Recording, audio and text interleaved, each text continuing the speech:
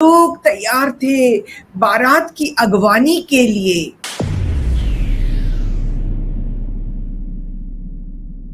या देवी सर्वभूतेषु चंद्रघंटा रूपेण संस्थिता नमस्तस्यै नमस्तस्यै नमस्तस्यै नमो नमः।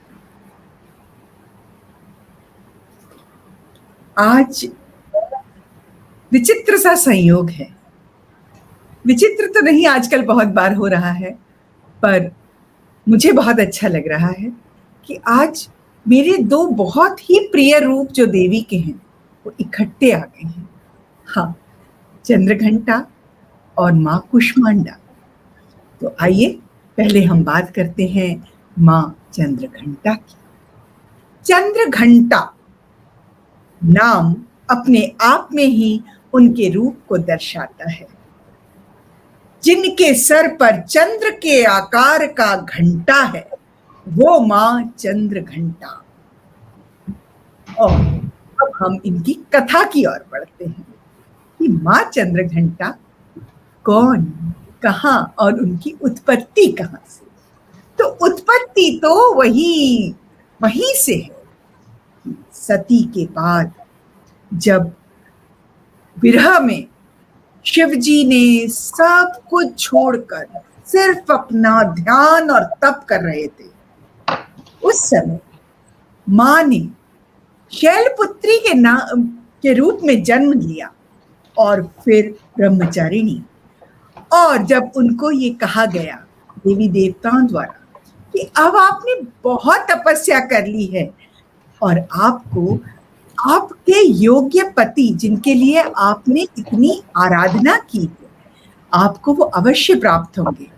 अब आप अपने पिता के घर जाइए। वो पिता के घर गई और फिर शिव जी को सब देवी देवताओं ने समझाया और शिव जी ने अपना ध्यान उससे बाहर निकले और विवाह की तैयारियां शुरू हुई। अब शिव जी की बारात तो सबको मालूम ही है ना? क्या नहीं उस बारात में होगा। और इधर लेकिन पुत्री, क्या बात है, सब लोग तैयार थे बारात की अगवानी के लिए।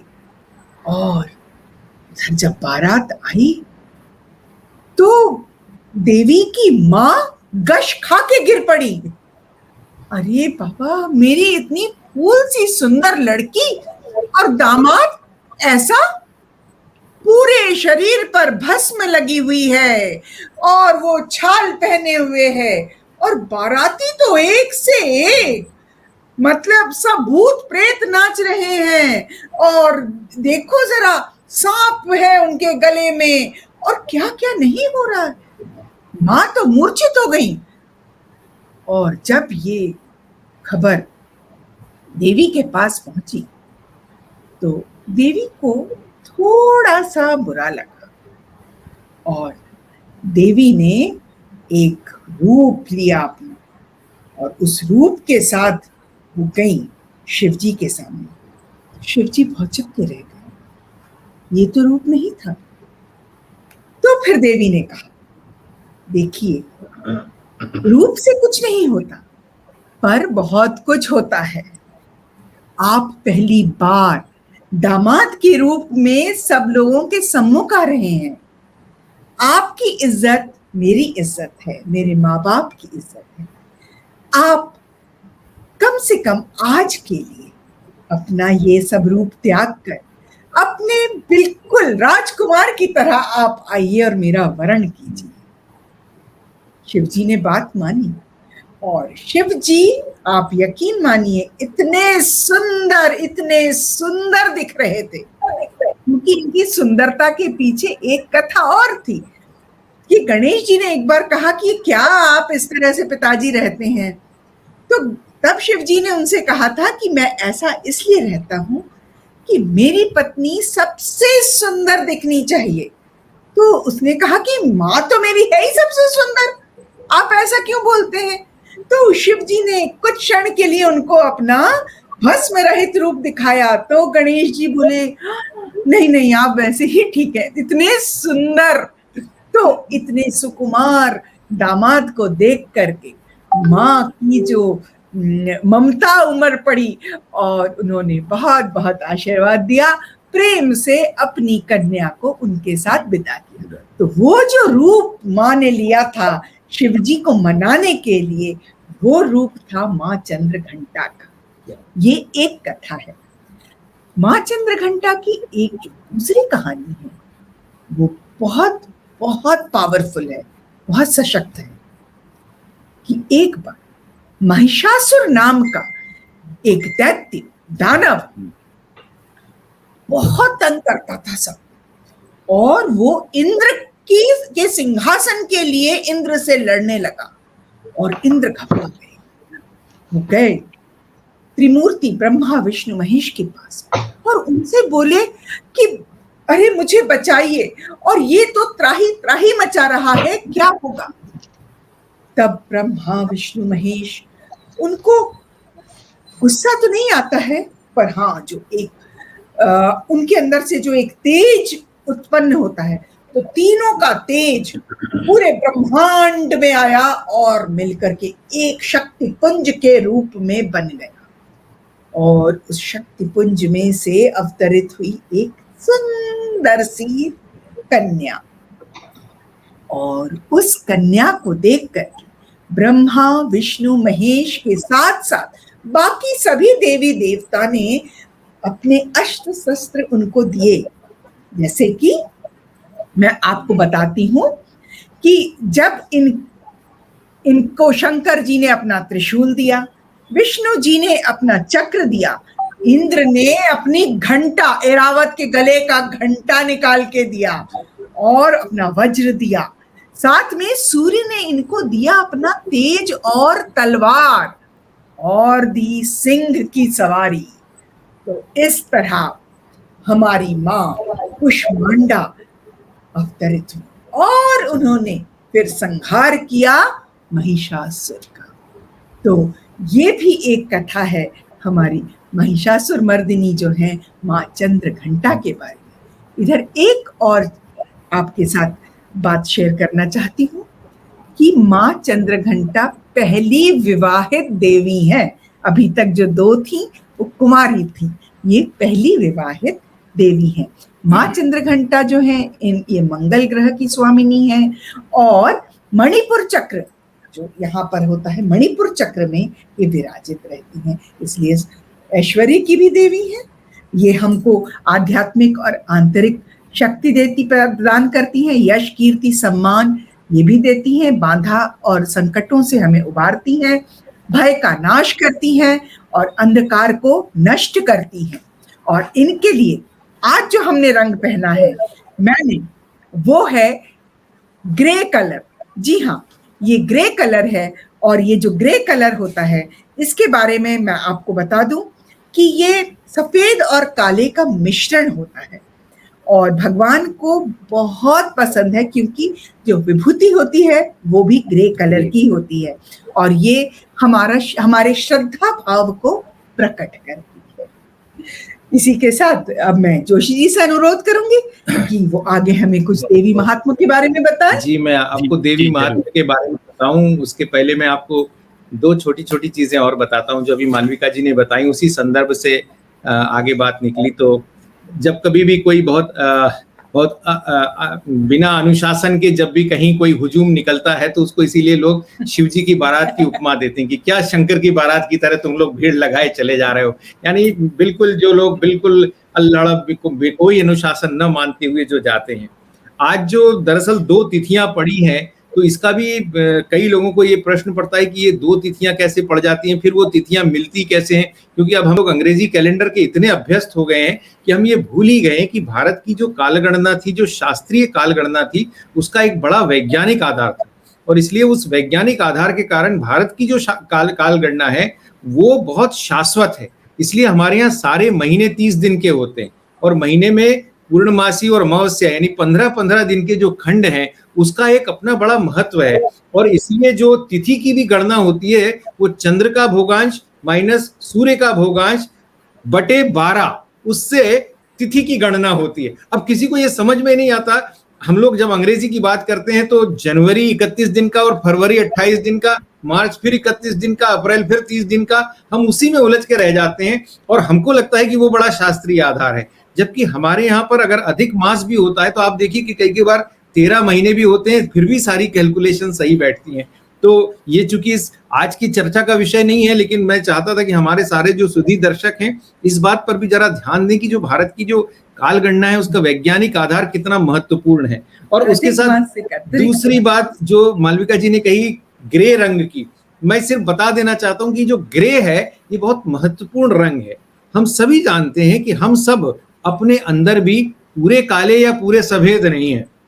क्या हमारे सारे जीवन में भी हर एक चीज एकदम काली या एकदम सफेद नहीं है। काले से थोड़ा सा बढ़ के सफेद मिलता हुआ ग्रे होता है और सफेद से थोड़ा बढ़ के मिलता हुआ काले की तरफ जाता हुआ भी ग्रे होता है। ग्रे का अपना महत्व है। ये जो है एक तरह से मुझे लगता है हर एक चीज का मध्य मार्ग भी है। तो और ग्रे से एक चीज और आपको बताऊं कि अंग्रेजी में you have got grey matter, हाँ, यानी बुद्धि, ये इसीलिए मैं कह रहा हूं जो है वो भी ग्रे है। ये जो ग्रे कंटेंट है, इसीलिए कई बार हम लोग ग्रे को बड़ा अजीब सा मान लेते हैं। हाँ, दिखने में थोड़ा सा वो थोड़ा दबा हुआ सा लगता है, लेकिन जीवन में, हमारे पूरे जीवन में अगर आपके जीवन में ग्रे एरिया नहीं होगा तो आपका जीवन बहुत कष्टकारी हो जाएगा। ये मैं सिर्फ आपको छोटी सी एक टिप देना चाहता हूँ। आज हम चर्चा कर रहे थे जो देवी स्तुति, वो श्री सूक्त की बात कर रहे हैं। और श्री सूक्त जो कि एक बहुत महत्वपूर्ण स्तोत्र है और इतना महत्वपूर्ण और इतना ज्यादा प्रभावकारी स्तोत्र है कि आप उसकी कल्पना नहीं कर सकते। दरअसल ये ऐश्वर्य सुख समृद्धि इसका स्तोत्र है, क्योंकि ये लक्ष्मी की आराधना है, इसलिए कई जगह इसे लक्ष्मी सूक्त भी कहा जाता है। और जो इसका महत्व इतना अधिक है कि तिरुपति तिरुमला जो देवस्थान है जिसमें जो पंच सूक्त जो पढ़े जाते हैं उसमें भी श्री सूक्त का पाठ अनिवार्यतः होता है। तिरुपति तिरुमला देवस्थानम में जो लोग गए होंगे उन्हें मालूम होगा कि ऊपर पहाड़ पर तो भगवान बैठे ही हैं, पर नीचे देवी माँ की बहुत सुंदर सी प्रतिमा, बहुत बड़ा मंदिर है। और अगर आप उस मंदिर में नहीं जाते हैं तो आपकी वो पूरी की पूरी जो यात्रा है वो पूर्ण नहीं मानी जाती। और इसकी जो विशेषता है कि ये दरअसल ऋग्वेद का एक सूत्र है, जो ऋग्वेद का जो 5वां मंडल है उसके अंत में है। वैसे तो मूल सूक्त में 16 ही श्लोक हैं, लेकिन पूरी की पूरी जो उपासना और सारी बातें कहते हैं तो फिर वो 32 श्लोक का सूत्र होता है। अब आनंद, कर्दम, श्रीद और चिकलित ये 4 जो हैं सूक्त के ऋषि हैं, लेकिन उनके जो पुत्र हैं हिरण्यगर्भ उनको भी सूक्त का ऋषि मान लिया गया है। इसलिए ये सब जो हैं उस तरह से हैं। और इसमें लक्ष्मी माँ के कई रूप और कई नामों को कहा गया है। हिरण्यगर्भा, हरिणी, सुवर्ण रजत स्त्रजा, पद्म मालिनी, हेमा मालिनी, ऐश्वर्य धन धान्य से परिपूर्ण। तो इस तरह का ये बहुत महत्वपूर्ण श्री सूक्त है। इसका पाठ करने से निश्चित तौर पर आपको ऐश्वर्य की प्राप्ति होती है, सुख की प्राप्ति होती है, धन धान्य की प्राप्ति होती है। हम देखते हैं कि अगर प्रातः काल आपके घर में श्री सूक्त का पाठ हो, हमारे घर में मालविका जी कई दिनों से रोज करती हैं, तो मेरे कान में वो श्रवण भी होता रहता है। तो और जब ये हमारे यहाँ एक और बहुत अच्छी बात है कि शास्त्रों को हर बार परिष्कृत किया जाता है। अलग अलग समय में शास्त्र परिष्कृत होते हैं। ये जो भारतीय शास्त्र परंपरा है उसका एक बहुत बड़ा जो विशेषता है वो ये है कि हम लोग स्टैटिक नहीं है, हम लोग जड़ नहीं है, हम लोग समयानुकूल भी हैं, यानी नित्य नूतन चिर पुरातन। ये जो हमारी भारतीय संस्कृति की विशेषता है वो भी एक बहुत समझने लायक है। तो इसलिए जब 400वीं शताब्दी में ये इसको एकदम विष्णु पत्नी के रूप में लक्ष्मी के साथ जोड़कर इस वैदिक ऋचा को देखा गया, और इसलिए जो आज जो श्री सूक्त का जो स्वरूप हम देखते हैं तो उस तरह का श्री सूक्त का स्वरूप है। और इसका जो श्लोक है, हरि ओम हिरण्यगर्भा हरिणी सुवर्ण रजत स्त्राजराम चंद्रा हिरण्यमयी लक्ष्मी जात वेदो महाभा, और बाद में है पद्म प्रिय पदम पद्म पद्म हस्ते पद्मालय पद्मदा पद्मलाभाताक्षी विष्णु प्रिय विष्णु मनोनुकूले तत्वाद पद्मम मयि सन्निधत्वम। तो ये जो जब इसका जब पाठ होता है दरअसल आपके अंदर एक बहुत विशिष्ट सी ऊर्जा आ जाती है। और ऐश्वर्य का अर्थ मैं फिर बाद में कहना चाहता हूँ, ऐश्वर्य का अर्थ सिर्फ बैंक बैलेंस नहीं है।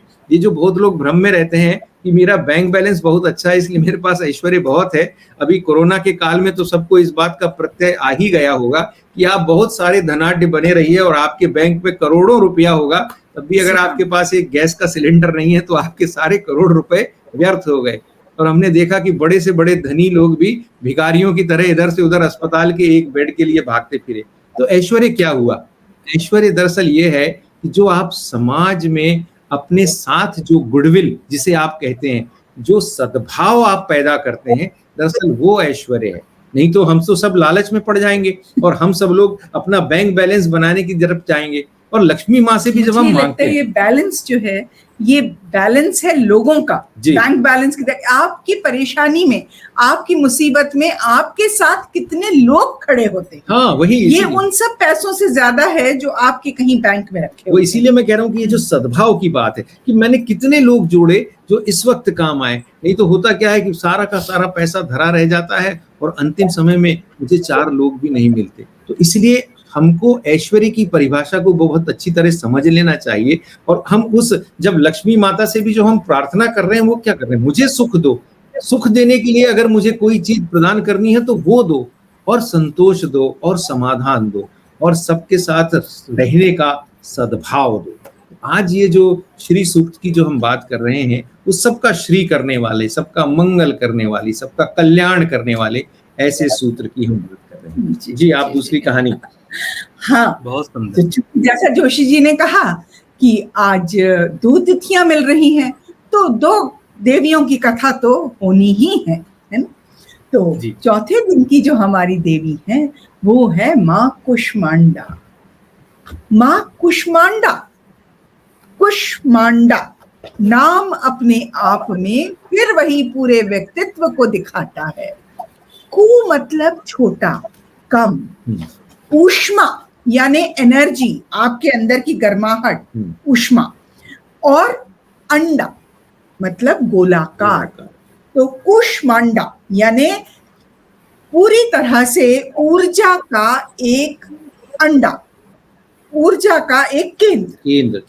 तो ये भी माना जाता है कि कुष्मांडा देवी के चेहरे पे एक स्मित सी हंसी रहती है और उसी हंसी से उन्होंने पूरे विश्व का निर्माण किया, इस यूनिवर्स को गढ़ा। तो और वो रहती कहाँ है? अरे इतनी एनर्जी वाली हैं देवी, तो वो रहती हैं और सिर्फ वही रहती हैं वहां, वही रह सकती हैं वहां। जी हाँ, सूर्य के केंद्र में जितनी उनकी ऊर्जा है वो सिर्फ सूर्य ही सह सकते हैं। तो कुष्मांडा जी रहती हैं सूर्य के अंदर और अपने तेज से, अपने प्रभाव से हम सबको जीवन देती हैं। तो कुष्मांडा देवी का जब हम बात करते हैं तो ये आदि स्वरूपा भी कहते हैं। मैंने पिछली बार भी जब इस बात को बताया था कि सर्वत्र अंधकार था और कहीं कोई जीवन का कोई अंश नहीं था, और तब अचानक एक रोशनी आई और उस रोशनी में जो जीवन प्रारंभ हुआ वो रोशनी थी माँ कुष्मांडा। तो जो हम बिग बैंग थ्योरी की बात करते हैं, है ना, बिग बैंग थ्योरी में यही है कि एकदम से एक ऊर्जा का संचार हुआ और पृथ्वी बाहर आई, पृथ्वी बाहर निकली। तो वही हमारी माँ कुष्मांडा के बारे में कहा जाता है। तो उनकी जो हंसी है वो बहुत स्मित है और बहुत ऊर्जादायक है। और जैसे कि मैंने कहा कुष्मांडा है तो इनको कुम्हड़ा बहुत पसंद है, और इनके साथ जब इनकी उत्पत्ति हुई तो जब इनको आप देखेंगे तो ये पहली हैं जिनके की 8 भुजाएं हैं और ये सिंह पर सवार रहती हैं, और इनका जो 8 जो हाथ है, एक में कमंडल है, एक में धनुष है, गदा है, कमल है, कलश है और बाण है, चक्र है, और साथ में है सबको आशीर्वाद देने के लिए एक जप माला। तो ये है हमारी कुष्मांडा देवी। तो अब ये कथा तो एक छोटी सी कथा है, पर आज जो मैं आपके लिए जो दूसरी कथा लेके आई हूँ वो मैं जरूर आपको सुनाऊंगी, वो है कामाख्या की। जी, पर साथ में बता दूं कि कुष्मांडा देवी जो है वो आपको धैर्य देती हैं, साहस देती हैं, आयु देती हैं, और वो विराजित होती हैं आपके अनाहत चक्र में, हृदय में। तो सोचिए कि जो हृदय में है आपके, उनमें कितना बल, कितना तप, कितनी शक्ति होगी, और यदि हम उनकी भक्ति करें तो हमें क्या क्या नहीं दे देंगे। बिल्कुल ठीक बात है। तो और हाँ, जरूर कुष्मांडा देवी के लिए आज का रंग जो है वो है, जो जोशी जी ने पहना है, नारंगी रंग, जो स्फूर्ति, उत्साह, सकारात्मकता और उल्लास का प्रतीक है। तो इसके साथ ही हम आगे बढ़ते हैं हमारी कामाख्या देवी की कथा पर। कामाख्या देवी के बारे में तो सबको पता ही होगा कि कामाख्या देवी किस तरह की देवी है। मुझे लगता है विश्व में वही एक ऐसी देवी है जहां पर नारीत्व का इतना सम्मान है। नारी के जिस चीज से, जिस प्रक्रिया से सब लोग उससे दूर भगते हैं, उसके उन 4 दिनों में यहाँ पर देवी के उसी स्वरूप की पूजा की जाती है, उसी स्वरूप का प्रसाद लिया जाता है, उसी स्वरूप के जय जयकार होते हैं। तो ऐसी है माँ कामाख्या, जिन्होंने हमें नारियों को नारित्व का दर्जा दिया है। तो हम माँ कामाख्या की कथा भी देखते हैं। बहुत ही खूबसूरत कथा है। माँ कामाख्या का जो मंदिर है, सबको मालूम है, असम में है, और ये जो है ये नीलांचल पर्वत पर है, स्थापित है ये मंदिर, और ये 108 शक्तिपीठों में से एक है। और सती जो है हमारी, जो यक्ष दक्ष महाराज के यहाँ पर यज्ञ कुंड में जो कूद गई थी, और फिर शिव जी ने उनका शरीर लेकर के तांडव शुरू किया और उनके शरीर के टुकड़े किए सुदर्शन चक्र ने। तो माँ का जो योनि का हिस्सा था ये गिरा था कामाख्या नीलांचल पर्वत पर जी। तो वहां पर इस पीठ की स्थापना हुई, कामाख्या। जी हाँ। तो अब ये जो स्थान है, ये यहाँ पर ऐसा कहा जाता है कि बहुत ही सुंदर सी एक सुकुमारी सी एक कन्या थी, और वो कन्या वहां घूम रही थी नीलांचल के पर्वतों पर। उसको देखा नरकासुर ने, और नरकासुर ने उससे कहा कि मैं तुमसे ब्याह करना चाहता हूं। तो उसने कहा कि ब्याह की तो कोई बात ही नहीं है। तो फिर जैसा कि प्रवृत्ति होती है वो पीछे पड़ गया। तो माँ थी, उन्होंने कहा कि ठीक है, तो वो नीचे से लेके ऊपर तक, यानी ब्रह्मपुत्र नदी से लेकर के ऊपर तक, यदि तुम एक रात में सीढ़ियां बना दोगे तो मैं तुमसे ब्याह कर लूंगी। अब भाई वो भी अपने आप में बहुत मतलब जिसको कहना चाहिए उनके पास भी शक्तियां बहुत थी। उसने तो बनाना शुरू कर दी सीढ़ियां, और माँ को लगा कि रात भर में ये बना देगा फिर तो बड़ा मुश्किल हो जाएगा। तो उन्होंने, वहां पर कबूतर बहुत हैं, अगर आप देखेंगे कामाख्या मंदिर में बहुत कबूतर हैं, तो उन्होंने कबूतर को लिया और कबूतर को अपने इससे एक मुर्गा बना दिया, और मुर्गे ने बांग दे दी, कुकड़ू, तो लगा कि सवेरा हो गया। और नरकासुर को लगा कि मैं तो शर्त हार गया। पर उसी क्षण नरकासुर को फिर ऐसा आभास हुआ कि उसके साथ कोई छल हुआ है, और वो मुर्गा भागने लगा। नरकासुर उसके पीछे पीछे भाग रहे थे। एक जगह जाकर के नरकासुर ने उस मुर्गे को पकड़ा और उसकी बलि दे दी। उस जगह का नाम है कुकुरात कता, मतलब कुट करने वाले का, जहां पर हत किया वो जगह। तो ये बड़ी मतलब एक कहानी ये हुई। उसके बाद बहुत सारी बातें हुई, और नरकासुर का वध किया माँ ने। वो वो सब एक अपनी जगह है, पर हाँ, समय के साथ 16वीं शताब्दी में ये मंदिर बिल्कुल नष्ट हो चुका था, बिल्कुल खत्म हो चुका था। ऐसा कहते हैं कि एक बार राजा नर नारायण जो बिहार के थे, वो उधर विचरण कर रहे थे और वो पहाड़ी पर चढ़े नीलांचल की, तो वहां एक बुढ़िया उनको रोती हुई मिली। तो उन्होंने उससे पूछा कि माई क्या हुआ? तो बोली कि मेरे को ऐसा लगता है कि यहाँ कोई वास करता है। तब राजा ने वहां पे खुदाई की और ये मंदिर फिर से पुनर्स्थापित किया। अब मंदिर पुनर्स्थापित हुआ और मंदिर की, जैसा मैंने आपको बताया कि वहां पर माँ की योनि है, और अंबुवाची के दिनों में ऐसा कहते हैं जो महामुद्रा, उसको महामुद्रा कहते हैं, उसके ऊपर सफेद वस्त्र ढक देते हैं और पट बंद कर देते हैं, और जब अंबुवाची के बाद खुलता है तो वस्त्र बिल्कुल लाल रंग का होता है, और उस समय कहते हैं ब्रह्मपुत्र भी लाल हो जाती है। और वही वस्त्र इतना पवित्र और इतना मतलब सौभाग्यशाली होता है कि हम सब की चाह होती कि कहीं से वो हमें मिल जाए। तो बिल्कुल ठीक बात है। और ऐसा बहुत सारे लोग कहते हैं कि मतलब देखिए, आस्तिक नास्तिक हर जगह है। तो जो नास्तिक हैं उनका कहना है कि अरे वो इतना सिंदूर चढ़ाया जाता है माँ को उस समय वहां पर कि वो पूरा ब्रह्मपुत्र में बहता है।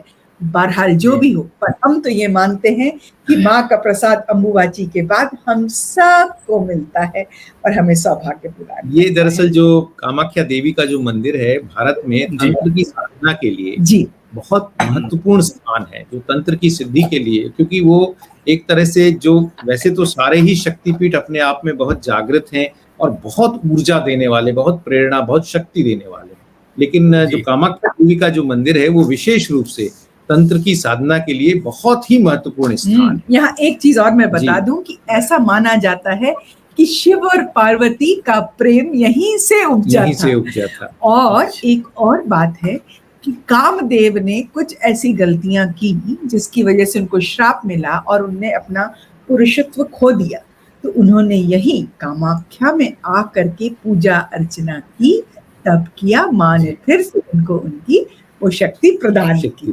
जी, ये बड़ी रोचक सी, क्योंकि हम में से सभी लोग जो भी गए होंगे कामाख्या माई के मंदिर में, उन्होंने इस ऊर्जा को, इस शक्ति को, इस प्रेरणा को अनुभव किया होगा।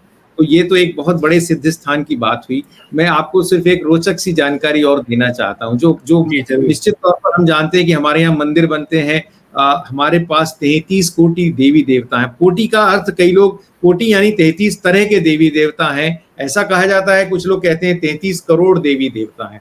तो खैर, अगर 33 करोड़ देवी देवता भी कहें तो कोई अतिशयोक्ति नहीं है। हमारे पास इतने देवी देवता, आस्था के इतने स्थान हैं, और अगर वो देवी देवता कम पड़ जाते हैं तो बहुत सारे जो ऋषि, संत, महात्मा, गुरु, इन सब के भी हमारे यहाँ मंदिर बनते हैं।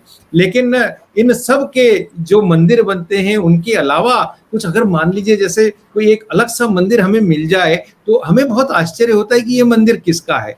तो मैं बताता हूँ आपको कि ये जो राजस्थान में जोधपुर से 40 किलोमीटर दूर एक बंदाई गांव है, ये जो जोधपुर और पाली हाईवे है, उस नेशनल हाईवे नंबर 65, उस पर 40 किलोमीटर दूर एक बंदाई गांव है, और वहां पर मंदिर किसका है अगर मैं आपसे पूछूं तो आप आश्चर्य करेंगे। वहां पर मंदिर है बुलेट मोटरसाइकिल का, royal Enfield 350 CC bullet motorcycle का मंदिर है, और बाकायदा ऐसा मंदिर है कि वहां पूजा पाठ होता है, प्रसाद चढ़ता है, लोग वहां पर नारियल फोड़ते हैं, लोग अगरबत्ती जलाते हैं। तो ये बुलेट मंदिर की कथा क्या है, बुलेट बाबा का मंदिर क्यों कहा जाता है? इसे ओम बन्ना का भी मंदिर कहते हैं। अब ओम बन्ना का मंदिर इसलिए कहते हैं कि एक ओम सिंह राठौर हुआ करते थे, जो आज से करीब 27-28 साल पहले उस रास्ते से गुजर रहे थे, मोटरसाइकिल पर थे, बुलेट पर थे, और उनका वहां पर एक्सीडेंट हो गया। ऐसा कहा जाता है कि शायद वो थोड़ी सी शराब पिए हुए थे, इसलिए शायद एक्सीडेंट हो गया। लेकिन बाद में एक्सीडेंट के जब वो मोटरसाइकिल पुलिस थाने में जमा की गई तो दूसरे दिन देखा कि पुलिस थाने से वो मोटरसाइकिल अपने आप उसी जगह पे आ गई जहां वहां एक्सीडेंट हुआ था। और ये भी कहते हैं कि शायद वहां ओम सिंह जी की आत्मा है जो लोगों की रक्षा करती है, जो लोग इस तरह से बहुत रैश ड्राइविंग करते हैं, क्योंकि वो रास्ता ऐसा है, कई लोग जो है बेखबरी से गाड़ी चलाते हैं, तो उनको सावधान करने का काम ये करते हैं, इसलिए वो ओम बाबा ओम बन्ना कहलाते हैं। और ये ओम बाबा का मंदिर या बुलेट बाबा का मंदिर इस तरह से वहां पर प्रचलित है, बहुत प्रसिद्ध हुआ। और इतना ही नहीं है, लोग बाकायदा वहां रुकते हैं, कुछ लोग तो वहां पर शराब भी चढ़ा देते हैं कि भाई हम लोग अब शराब नहीं पिएंगे, कम से कम गाड़ी चलाते समय तो शराब नहीं पिएंगे। और ये सारी बात वहां पर होती है। एक और जो मजे की बात है वो ये है कि क्योंकि ओम बन्ना जो थे, बन्ना यानी राजस्थान में दूल्हे को भी बोलते हैं, बन्ना बन्नी की कहानी है, तो कई जगह लोग ओम सिंह जी की जो है वो दूल्हे के रूप में भी जो प्रतिमा है उसको भी वहां पर देखते हैं। तो ये बड़ा रोचक सा है, और इसलिए मुझे रोचक लगा कि भाई साधु संतों के भी मंदिर बन जाए, देवी देवताओं के भी मंदिर बन जाए, ये तो सब हमने देखा था, लेकिन बुलेट मोटरसाइकिल का कोई मंदिर बने और बुलेट मोटरसाइकिल का मंदिर बने, और जो कोई भी वहां से आता जाता है, जो भी रास्ते से गुजरता है, वो वहां पर बाकायदा रुकता है। ये एक बहुत महत्वपूर्ण बात है। मैं अभी जा नहीं पाया हूँ, किसी से बातचीत सुनी थी मेरे मित्र से, तो मुझे लगा कि आपके साथ इसको साझा कर देना चाहिए। आज जो चंद्र घंटा जी हैं, चंद्र घंटा की जो आराधना करते हैं, अर्चना करते हैं, तो आज कहा जाता है कि उन्हें दूध या दूध से बनी मिठाइयाँ खिलानी चाहिए, उनको भोग लगाना चाहिए, और फिर जब भोग लगा देते हैं तो उसके बाद उसको दान स्वरूप बांट भी देना चाहिए, क्योंकि इससे मानसिक शांति भी मिलती है। वैसे भी दूध तो हमारे यहाँ पे बहुत पवित्र माना जाता है, और दूध का जो घर में एक तरह से होना बहुत मजेदार अच्छा ही है। और आज ये हमारे यहाँ संयोग हुआ कि मालविका जी ने कहा कि आज दूध से बनी कोई मिठाई माँ को खिलानी चाहिए। कल हमारे पास मेरे स्नेही आए थे और उन्होंने मिठाई दी, क्योंकि वो दक्षिण से आए थे, इसलिए इन्होंने मालविका जी ने मुझसे पूछा कि कौन सी मिठाई है, तो मैंने कहा दक्षिण से आए हैं तो मैसूर पाक ही होगा, उससे अलावा क्या हो सकता है। लेकिन लोग थे कि दूध की मिठाई आज माँ को चढ़ानी है, और मालविका जी ने जैसे ही डिब्बा खोला तो हम सबके लिए परम आश्चर्य था कि वो मिल्क केक था। तो माँ को जो प्राप्त करना था वो माँ ने स्वयं प्राप्त कर लिया। ये जो माँ कुष्मांडा देवी है, कहा जाता है कि माँ कुष्मांडा देवी को मालपुआ चढ़ाना चाहिए, मालपुए का नैवेद्य अर्पण करना चाहिए, और मालपुए का भोग फिर गरीब जरूरतमंद लोगों को दे देना चाहिए।